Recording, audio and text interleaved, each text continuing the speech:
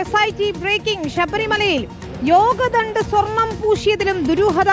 മുൻ ദേവസ്വം ബോർഡിന്റെ മുൻ പ്രസിഡന്റ് പത്മകുമാറിന്റെ മകന് സ്വർണം പൂശാൻ ചുമതല നൽകിയിരിക്കുകയാണ്. ജയശങ്കർ പത്മനാണ് അറ്റകുറ്റപ്പണിയുടെ ചുമതല നൽകിയത്. പത്മകുമാർ ദേവസ്വം ബോർഡ് പ്രസിഡന്റായിരിക്കെയാണ് മകന് അറ്റകുറ്റപ്പണിയുടെ ചുമതല നൽകിയത്.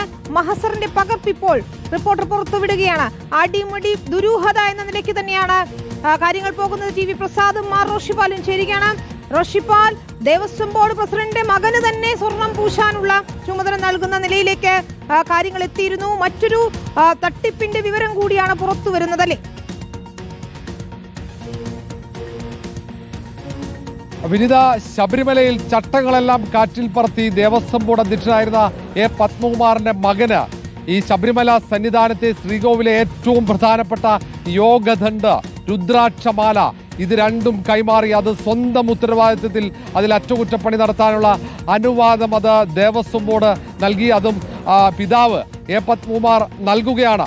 പത്മകുമാറിന്റെ അധ്യക്ഷതയിൽ ചേർന്ന ദേവസ്വം ബോർഡ് യോഗത്തിലാണ് മകന് ഇങ്ങനെ അറ്റകുറ്റപ്പണി നടത്താനുള്ള പൂർണ്ണ ചുമതല നൽകുന്നത്. ജയശങ്കർ പത്മന് അങ്ങനെ ഉത്തരവ് നൽകുന്നത്. ബോർഡ് ഉത്തരവ് 16/3/2019 മാർച്ച് 16 2019 ബോർഡ് യോഗം ചേർന്ന ഈ യോഗദണ്ഡും രുദ്രാക്ഷമാലയും, അതൊരു യോഗദണ്ഡിന് സ്വർണം പൊതിയൽ, രുദ്രാക്ഷമാലയുടെ രുദ്രാക്ഷം ഉൾപ്പെടെ പൊട്ടിയതടക്കം മാറ്റി അതിൽ സ്വർണ്ണനൂല് ഉപയോഗിച്ചുകൊണ്ട് അറ്റകുറ്റപ്പണി പൂർത്തിയാക്കുക, ഈ രണ്ട് ചുമതലകളാണ് പത്മകുമാർ, തിരുവിതാംകൂർ ദേവസ്വം ബോർഡ് അധ്യക്ഷനായിരുന്ന പത്മകുമാർ അധ്യക്ഷതയിലുള്ള ആ യോഗം തീരുമാനമെടുത്തത്.